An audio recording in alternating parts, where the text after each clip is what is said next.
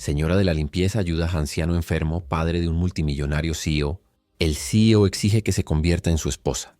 Nadie pronunciaba ese título de madrugada, pero parecía escrito en la niebla que rozaba las farolas de Mapogu.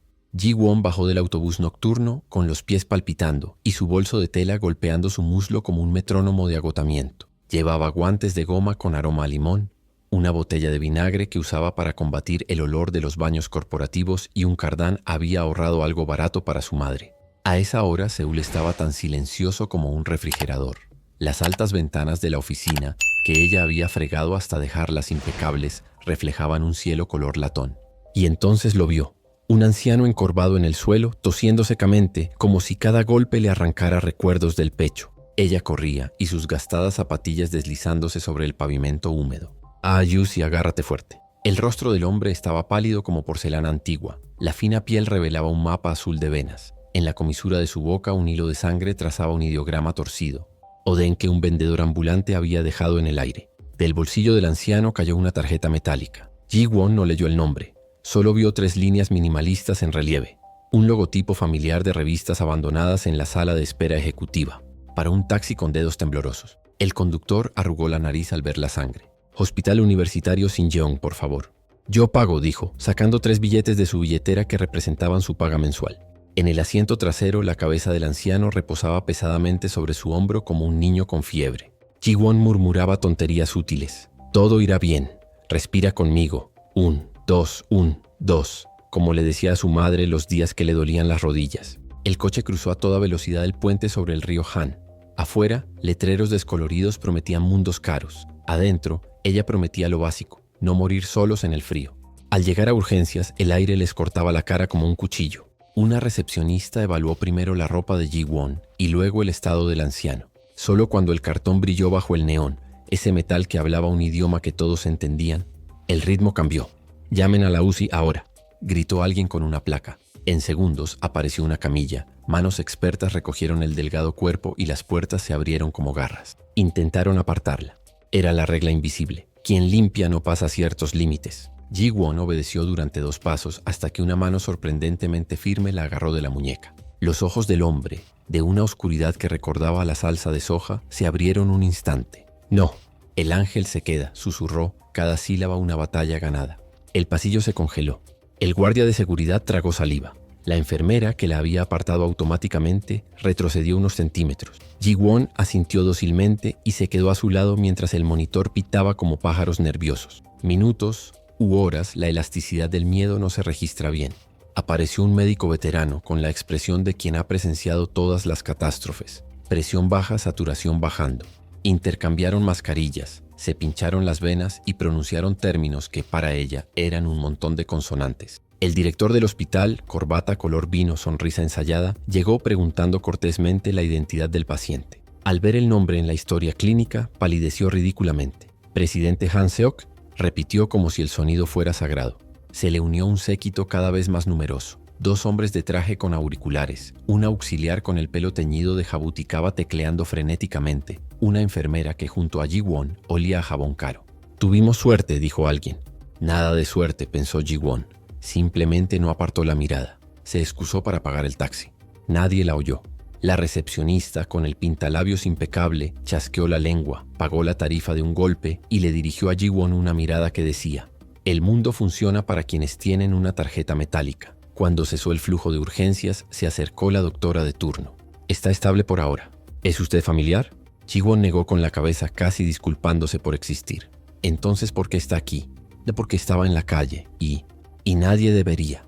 La doctora, demasiado cansada para teorías sociales, simplemente asintió. En el pasillo de la UCI, un televisor murmuraba. El noticiero nocturno interrumpió una noticia sobre prueba de capacidad académica universitaria. Leer un rotura. «El presidente Han Seok está hospitalizado». La familia llamó. La pantalla mostraba desde el archivo a un hombre alto con el pelo plateado impecablemente cortado, inaugurando una torre en Yeouido. Se mencionaba a su hijo, el director ejecutivo Han Min-jun, el príncipe de Gangnam, conocido por reestructurar Han Mirae con mano firme. Ji-won, que ya había barrido las entradas de 2 edificios de Han Mirae, sintió el peso de esa coincidencia como un libro grueso sobre su regazo. Ver el nombre en la televisión era una cosa, tenerlo respirando a su lado, otra muy distinta. Recibió un mensaje de su madre. «Hija, la sopa de algas se ha enfriado. ¿Dónde estás?» Él respondió, «Ayudando a un caballero. Vuelvo enseguida». Sabía que un ahora mismo podía convertirse en nada cuando el destino despertaba. El amanecer desvaneció el cielo como si alguien hubiera limpiado el azul con un paño húmedo. Sin embargo, el hospital permaneció en alerta máxima.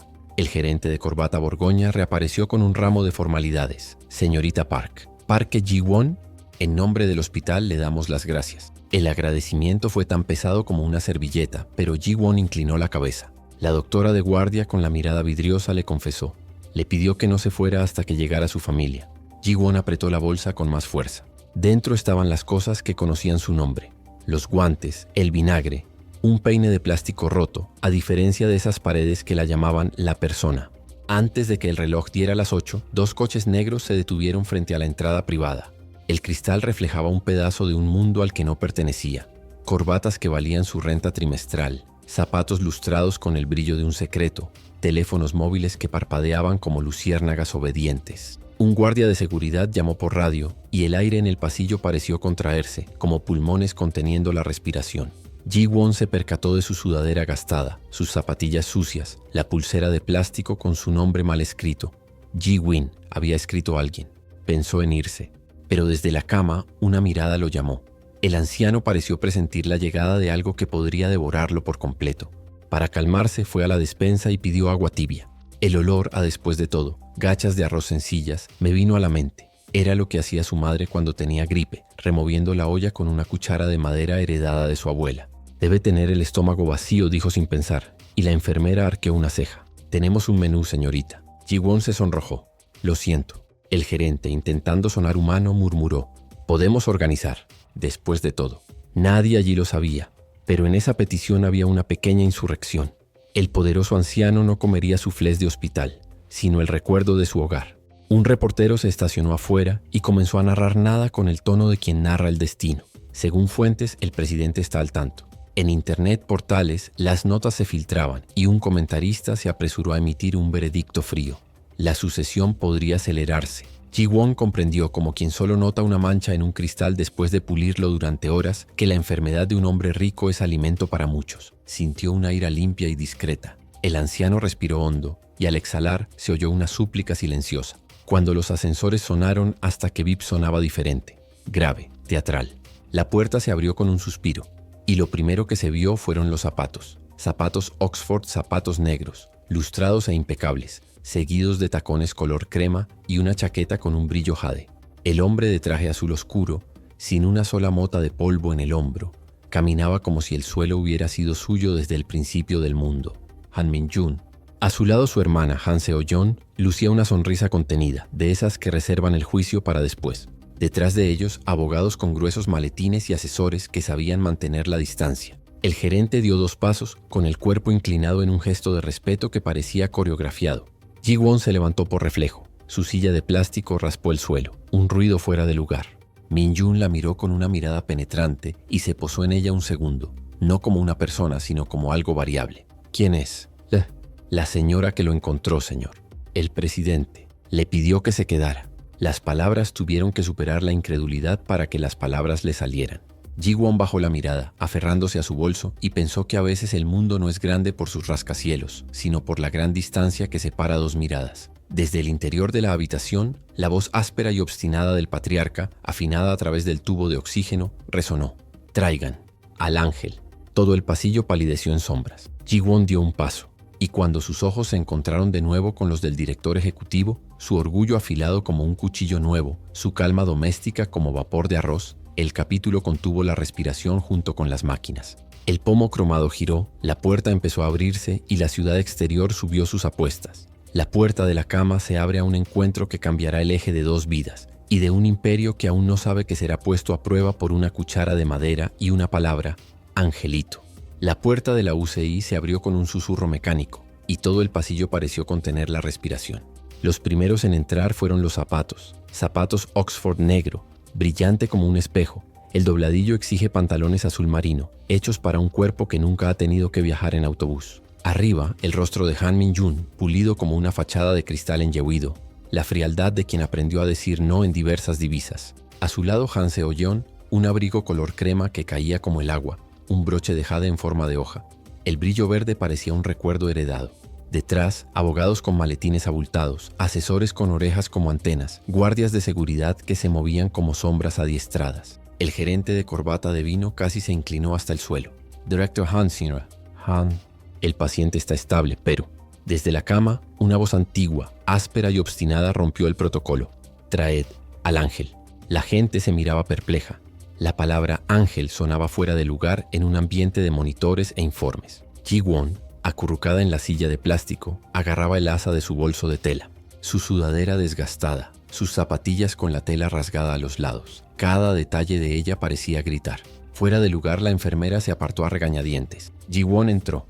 Han Seok, con la piel tan fina como el papel de arroz, sonrió hace 40 años. Te quedaste. No podía dejarlo solo, Jarabeoji, murmuró, sin comprender la intimidad de la palabra. Él tomó su mano ligera, la de ella firme, y se giró para mirar a su hijo. Min-jun, aprende. Esta es la persona más sincera de esta sala. El director ejecutivo no parpadeó, pero su mandíbula delató un tic invisible. Agradecemos su ayuda, dijo, con cuidado de no soltar ninguna sílaba. Ahora los médicos. Ella se queda, espetó el patriarca, y el bip del oxímetro parecía respaldarlo. Seo-yeon se acercó con evidente curiosidad. ¿Cómo te llamas? Park Ji-won. Gracias por detenerse en esa calle, dijo la hermana con una amabilidad que no era fingida, sino una cortesía tradicional y bien cuidada. Min-jun, inmóvil, observaba a la chica como un auditor que examina una partida presupuestaria olvidada, con la esperanza de descubrir el truco. Pero solo encontró el olor a alcohol isopropílico en sus manos y un mechón de cabello que se le escapaba de la gorra, brillando bajo la fría luz. Cuando la nutricionista trajo una bandeja bien diseñada, el patriarca la rechazó con una impaciencia casi infantil. No quiero estas obras maestras de la dieta. Quiero, después de todo sencillo, como lo hacía tu madre, Min-jun. La frase impactó a su hijo como una página vieja de un álbum de recortes. Hubo una vacilación. La máquina del hospital no tenía botón de memoria. Ji-won respiró hondo. Sí, si está permitido puedo prepararlo.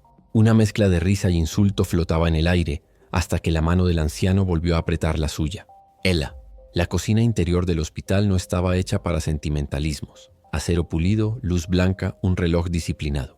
Ji-won, sin embargo, trajo consigo un trocito de hogar desde dentro. Lavó el arroz con la paciencia que aprendió observando a su madre, hasta que el agua perdió su nube lechosa. Lo colocó en la olla con suficiente agua para unas gachas que curan y consuelan. Removió lentamente, la cuchara de acero inoxidable se transformó en el recuerdo de una cuchara de madera. Se elevó vapor, y con él olores a habitaciones pequeñas, a mantas gastadas, a noches en las que, después de todo, la calidez reemplaza a las palabras. Un asistente se detuvo distraído, como si reconociera la infancia en el aire. De vuelta junto a la cama, Ji-won sopló una cucharada y se la llevó a los labios del patriarca. Cerró los ojos. Solo un segundo. El tiempo suficiente para que la silla vacía de su difunta esposa se colocara junto a la cama. Igualmente, murmuró, y las arrugas alrededor de su ojo izquierdo sonrieron solas. En un rincón, Min-jun apartó la mirada. El sabor también lo había alcanzado. La estrecha cocina de antaño, el vapor empañando el cristal barato, su madre tarareando una melodía de trote mientras removía el caldero. El hombre que dirigía las fusiones y adquisiciones sintió por un instante que el terreno cambiaba de textura. Más tarde llamó a Ji-won a la terraza. El otoño olía a metal y ginkgo. La torre Namsan se veía como un rayo de luz que bordaba el cielo. Llegó sin corbata, con las mangas discretamente arremangadas, como si se quitara la armadura para hablar. ¿Qué quieres? Nada. Todo el mundo quiere algo. Levantó la barbilla sin insolencia. ¿Y usted, director ejecutivo Han? ¿Qué quiere? Se tomó su tiempo, quizá por primera vez sin una respuesta preparada. Quiero que mi padre no confunda la gratitud con... Buscó la palabra adecuada y encontró trampa. Tu padre no está confundido, dijo. Está solo. La palabra vibró en el aire frío. Min-jun examinó ese rostro que no pedía permiso para existir, pero tampoco cobraba entrada. No había apariencia, solo una honestidad que a veces dolía. Mañana, dijo finalmente, ven a cenar. En Cheongdam. ¿Ue? Mi padre querrá que estés allí. Considéralo su petición. Y mi advertencia. En el ascensor de vuelta a la UCI, Ji-won vio su reflejo borroso. Una sudadera barata mirada fija. No parecía un personaje de periódico, parecía una persona. Al entrar, encontró a Han Seok durmiendo, respirando rítmicamente, con la mano aún marcada por la leve huella de sus dedos. Dejó el cuenco vacío en la mesita de noche como quien coloca una vela encendida. Una enfermera murmuró algo sobre procedimientos, otra acomodó la sábana con cuidado, y la noche continuó su curso de promesas. Fuera del hospital, el portalechuellas dactilares hervidas. El presidente Han fue hospitalizado. ¿Y ahora qué? ¿Quién liderará la siguiente fase de Han Mirae? Ver la línea de tiempo del imperio. Nadie informó el detalle decisivo, que un anciano rico quería el sabor del arroz casero, y que una muchacha pobre era la única capaz de devolverle la vida, no a la vida, sino al significado de ella. Cuando Ji-won salió a tomar aire, el viento traía el olor de jodeok desde un carrito en la esquina. Pensó en su madre, sus rodillas hinchadas, las facturas cobradas sin poesía. Pensó en la invitación disfrazada de sentencia. Pensó en el salón que la esperaba en Cheongdam-dong, donde la plata vale más que las palabras. Aferró la bolsa de tela.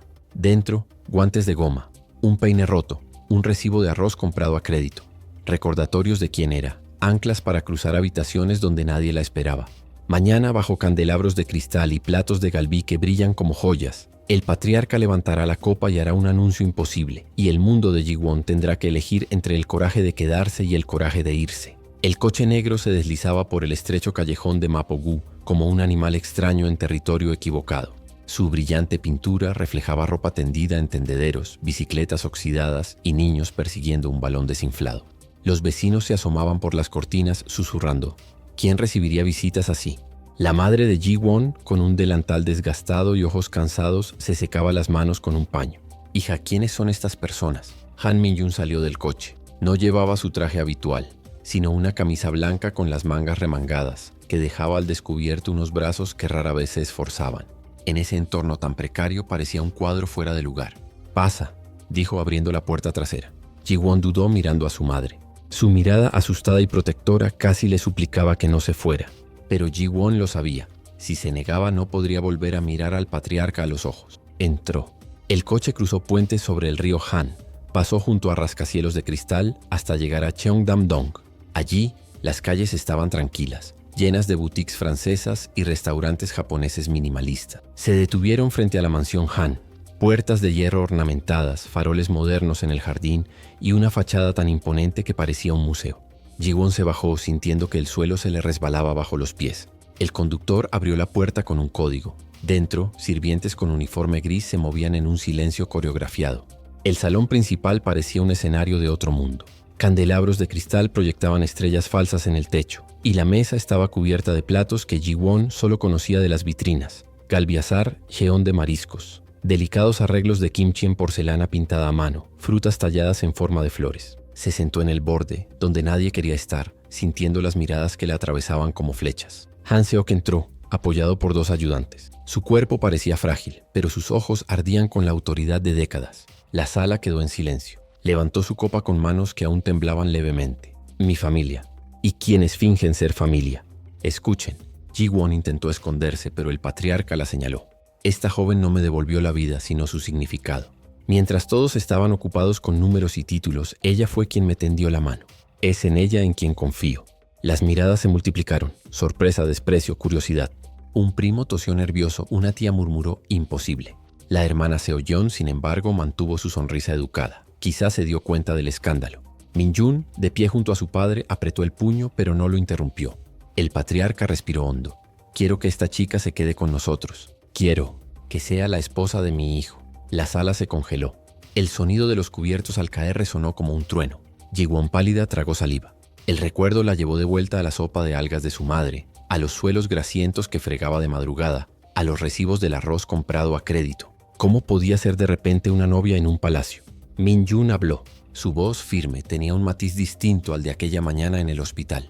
Apa, si es para protegerte de los buitres, si es para recordarnos quiénes somos, acepto. La conmoción se acentuó. Algunos familiares se quedaron sin aliento, incapaces de ocultar su incredulidad. Pero Ji-won se levantó. Su voz era tranquila, aunque su corazón latía con fuerza. No soy una moneda. No puedo ser una esposa que sirva de muro. Si me quedo será por decisión propia, no por orden. Se hizo un silencio denso. Algunos rieron con incredulidad. Otros fruncieron el ceño. El patriarca, sin embargo, soltó una risa leve, casi infantil. Por eso, se volvió hacia su hijo. Aprende a esperar. Min-jun, sorprendido, inclinó la cabeza en señal de respeto. Aprenderé. Afuera, la noche de Seúl vibraba con luces de neón y bocinas. Dentro, la mansión parecía suspendida en el tiempo. Ji-won caminó hacia el balcón sintiendo el aire fresco en la cara.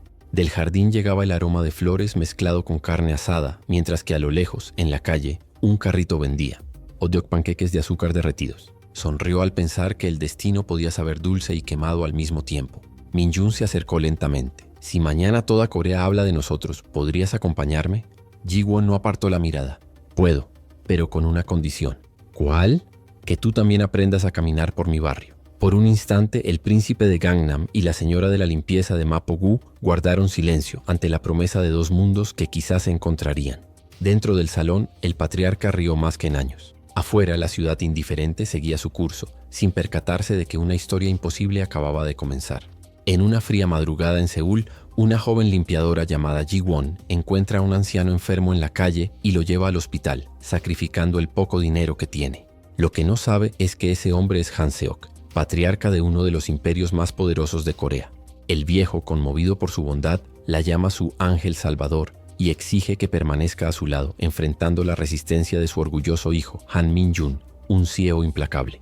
Entre miradas de desconfianza, recuerdos de infancia y comidas sencillas que despiertan memorias olvidadas, el patriarca declara en un fastuoso banquete que quiere que Ji-won se convierta en la esposa de su hijo. Así comienza un choque entre dos mundos. La humildad de una limpiadora que solo conoce la lucha diaria y la arrogancia de una familia acostumbrada al lujo y al poder.